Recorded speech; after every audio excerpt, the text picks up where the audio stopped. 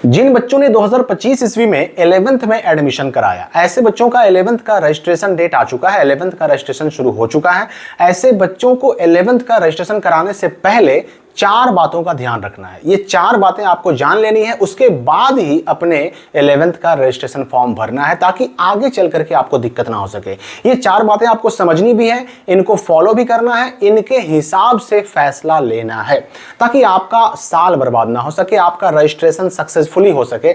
ये सारी बातें जानना समझना जरूरी है। देखिए, पहली बात मैं आपको समझा दूं कि 11th के रजिस्ट्रेशन का फिलहाल डेट 10 सितंबर से लेकर के 24 सितंबर तक रखा गया है, लेकिन आपको 24 नहीं मानना है, आपको 21 ही मानना है। 21 क्यों मानना है? क्योंकि 21 तारीख तक ही आपके स्कूल वाले आपके रजिस्ट्रेशन फॉर्म का शुल्क जमा कर पाएंगे, और जिन बच्चों का शुल्क 21 सितंबर तक जमा होगा ना, केवल उनका ही फॉर्म 24 तक भरा जाएगा। तो आपको 21 ही मान के चलना है। हालांकि ये 11th का रजिस्ट्रेशन डेट, लास्ट डेट इसका कई बार बढ़ेगा, कम से कम 4 बार बढ़ेगा।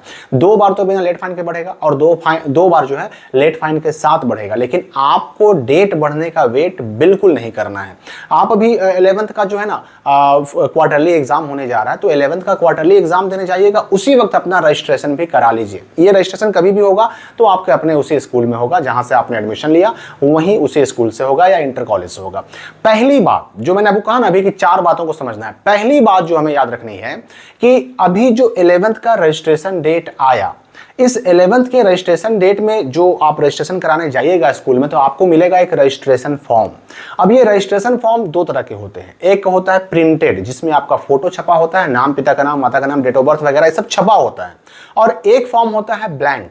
अब देखिए, आपके स्कूल से फॉर्म चाहे छपा हुआ मिले, चाहे फॉर्म आपको ब्लैंक मिले, दोनों में से कोई भी फॉर्म मिले, आपको उसे भर करके निर्धारित डॉक्यूमेंट और निर्धारित पैसे के साथ अपने स्कूल में जमा कर देना है।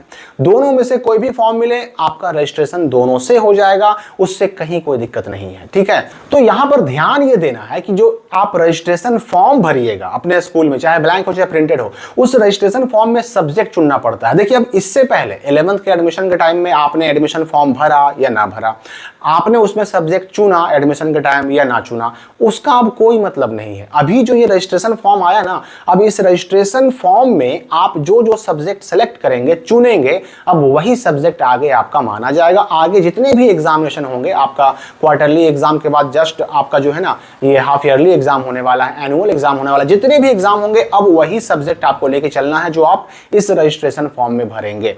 तो सब्जेक्ट आप चेंज कर सकते हैं। आपने एडमिशन के टाइम सब्जेक्ट लिया हो या ना लिया हो या जो भी लिया हो, अभी जो मन है, आपको जो जो सब्जेक्ट रखने का मन है, अभी इस 11th के रजिस्ट्रेशन फॉर्म में चुन लीजिए, वही सब्जेक्ट आपका हो जाएगा। तो सब्जेक्ट बिल्कुल बदल सकते हैं, कोई प्रॉब्लम नहीं है इसमें। अब दूसरी बात कि स्ट्रीम और स्कूल ये बदल सकते हैं कि नहीं। देखिए, स्ट्रीम और स्कूल बदलने के लिए स्पॉट एडमिशन का डेट होना जरूरी है, और आपको पता होना चाहिए कि अभी 11th के स्पॉट एडमिशन का डेट चल ही रहा है। स्पॉट एडमिशन भी हो रहा है, एक मौका और दिया गया है, तो स्पॉट एडमिशन का भी डेट है। और स्पॉट एडमिशन का डेट रहते हुए ही आप अपने स्कूल को और स्ट्रीम को चेंज कर सकते हैं, लेकिन इसमें थोड़ा रिस्क होता है। पहले वाले एडमिशन को कैंसिल करना पड़ेगा आपको, उसके बाद जो है नया एडमिशन नए स्कूल में कराना पड़ेगा, वहां पर पसंद का स्ट्रीम मिलेगा कि नहीं मिलेगा, दोबारा पैसे लगेंगे, ये सारी चीजें आपको समझनी है। आप अगर जिस स्कूल में हैं और उसी स्कूल में आप स्ट्रीम चेंज करना चाहते हैं बिना स्पॉट एडमिशन कराए, बिना पहले वाला एडमिशन कैंसिल कराए, तो ये अब संभव नहीं है। जो एडमिशन आपका अब आर्ट्स में हो, साइंस में हो, कॉमर्स में हो, 11th का एडमिशन जिस स्ट्रीम में हो गया, जिस फैकल्टी में हो गया, अब आपको उसी के हिसाब से रजिस्ट्रेशन कराना पड़ेगा। और अगर स्ट्रीम या स्कूल बदलना है तो स्पॉट एडमिशन का डेट अभी आया हुआ है, आपको पहले वाला एडमिशन कैंसिल कराना होगा, नए स्कूल में सीट खाली देखना होगा, वहां सीट खाली होगी, पसंद का स्ट्रीम मिलेगा तो वहां स्पॉट एडमिशन के लिए ऑनलाइन करके एडमिशन कराना होगा, तब जाकर के स्कूल और स्ट्रीम चेंज होगा। ये दूसरी बात आप समझ लीजिए। 11th रजिस्ट्रेशन से जुड़ी हुई तीसरी महत्वपूर्ण बात कि जो ये रजिस्ट्रेशन फॉर्म आया हुआ है 11th का, 11th के रजिस्ट्रेशन फॉर्म में अपार आईडी भी भरना है, एक कॉलम दिया हुआ है।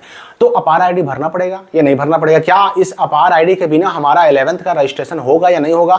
तो बिल्कुल होगा। अपार आईडी ऑप्शनल है, अगर आप भरना चाहें तो भर सकते हैं, अगर आपके पास है बना हुआ है अपार आईडी तो भर दीजिए, और नहीं भी भरते हैं तो भी आपका रजिस्ट्रेशन होगा, यानी ये ऑप्शनल है, इससे कोई दिक्कत नहीं होगी।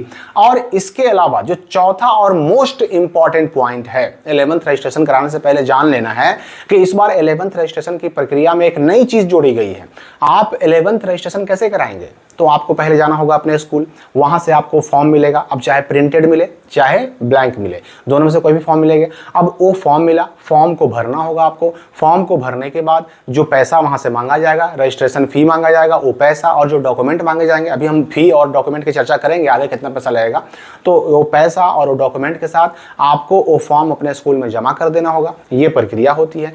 तो लेकिन इस साल इस प्रक्रिया में एक चीज और जोड़ी गई है। रजिस्ट्रेशन फॉर्म आप जमा जब कर देंगे, आप अपने स्कूल में रजिस्ट्रेशन फॉर्म जमा कर दिए, उसके बाद स्कूल से आपको 2 दिन 4 दिन 5 दिन 10 दिन के बाद एक डिक्लेरेशन फॉर्म मिलेगा। ये इस साल पहली बार हो रहा है। डिक्लेरेशन फॉर्म यानी घोषणा पत्र मिलेगा 11th के रजिस्ट्रेशन का, और उस घोषणा पत्र में आपके द्वारा भरी गई A to Z सारी चीजें होंगी, यानी हर एक चीज उसमें छपा हुआ रहेगा।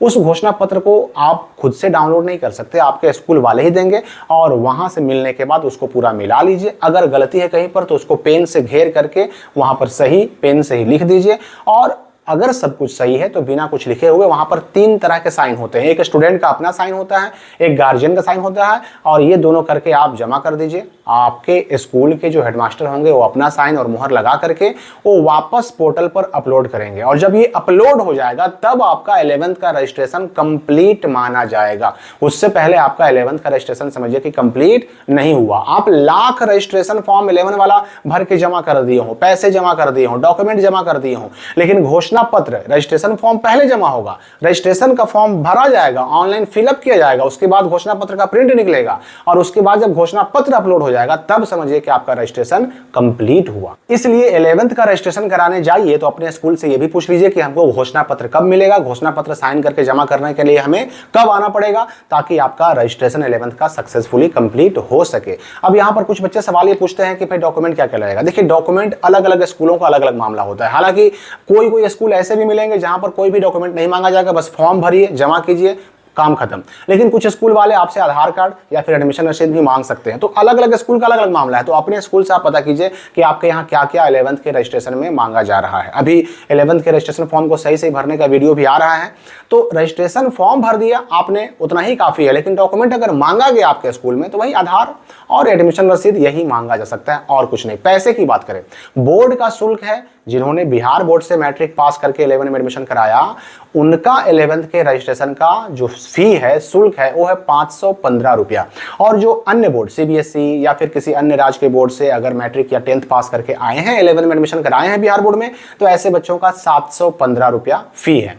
लेकिन इस पैसे में भी कुछ स्कूल वाले एक्स्ट्रा कुछ चार्ज जोड़ करके लेते हैं। हालांकि ये लेना गलत है। उसके लिए अपने स्कूल से पूछिए कि भाई हमसे जो एक्स्ट्रा ये पैसे लिए जा रहे हैं वो किस चीज के लिए जा रहे हैं, किस लिए लिए जा रहे हैं, उनसे पता कीजिए। क्योंकि आपसे पैसे की वसूली हो रही है तो आपको जानने का हक है, आपको उसका रसीद, उसका पावती मिलना चाहिए, रिसिप्ट मिलना चाहिए, तब आपका वो पैसा वैलिड माना जाएगा। अब 11th के रजिस्ट्रेशन से जुड़ी एक बहुत ही क्रिटिकल जानकारी आप जान लीजिए कि बहुत सारे बच्चे ऐसे होते हैं जिनको 1 साल गैप करना होता है, मतलब वो 1 साल रहना चाहते हैं, रुकना चाहते हैं 11th में ही।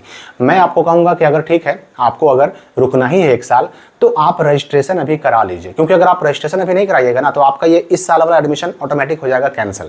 आपको अगर छोड़ना ही है, 1 साल रुकना ही है, तो अभी जो रजिस्ट्रेशन शुरू हुआ, ये रजिस्ट्रेशन करवा लीजिए, पंजीयन करवा लीजिए, उसके बाद रुकिए ना भाई। आप अगर इस साल रजिस्ट्रेशन करवा लेंगे तो आपका ये रजिस्ट्रेशन 2027, 2028, 2029 तीनों साल के इंटर के एग्जाम के लिए वैलिड रहेगा। लेकिन अगर आप अभी रजिस्ट्रेशन नहीं कराते हैं ना, तो आपका ये 2025 वाला 11th का एडमिशन ही कैंसिल हो जाएगा। इसलिए अगर आपको रुकना भी है तो रजिस्ट्रेशन करा करके रुकिए, ऐसे ही नहीं, वरना आगे फिर दोबारा एडमिशन कराना पड़ जाएगा, बड़ी मुश्किल हो जाएगी। तो 11th के रजिस्ट्रेशन का नोटिफिकेशन तो आ चुका है, डेट जारी तो हो चुका है, लेकिन आपके स्कूल में, आपके इंटर कॉलेज में ये 1-2 दिन देर से शुरू हो सकता है, क्योंकि फॉर्म को डाउनलोड करना होता है, प्रिंट करना होता है। तो 2-3 दिनों के अंदर लगभग सारे स्कूलों में ये रजिस्ट्रेशन शुरू हो जाएगा। कुछ कुछ स्कूल वालों का ऐसा भी मामला होता है कि उनको डेट आने के बाद भी, नोटिफिकेशन आने के बाद भी जानकारी ही नहीं होती। बच्चे जाकर उनसे पूछते हैं तो वो कहते हैं कि ना भाई रजिस्ट्रेशन अभी कहाँ हो रहा है। तो आप ये नोटिफिकेशन उनको दिखाइए, क्योंकि नोटिस जारी हो चुका है, रजिस्ट्रेशन डेट आ चुका है। कुछ ऐसे ही स्कूल वालों की जानकारी ना होने की वजह से बहुत सारे बच्चों का कभी रजिस्ट्रेशन छूट जाता है, तो कभी एडमिशन फॉर्म छूट जाता है, तो कभी उनका एग्जाम फॉर्म छूट जाता है। कई सारे बच्चों का डिक्लेरेशन फॉर्म अभी तक छूटा हुआ है 2026 वालों के लिए। तो ऐसे ही स्कूल वालों की वजह से ऐसा होता है। तो आप उन्हें नोटिस दिखाइए, बताइए कि रजिस्ट्रेशन डेट आ चुका है और निर्धारित डेट में रजिस्ट्रेशन जरूर कर दें। तो 11th रजिस्ट्रेशन संबंधित अगर कोई सवाल आपके भी मन में हो तो कमेंट में पूछ सकते हैं। हम मिलेंगे अगली वीडियो में नए अपडेट के साथ।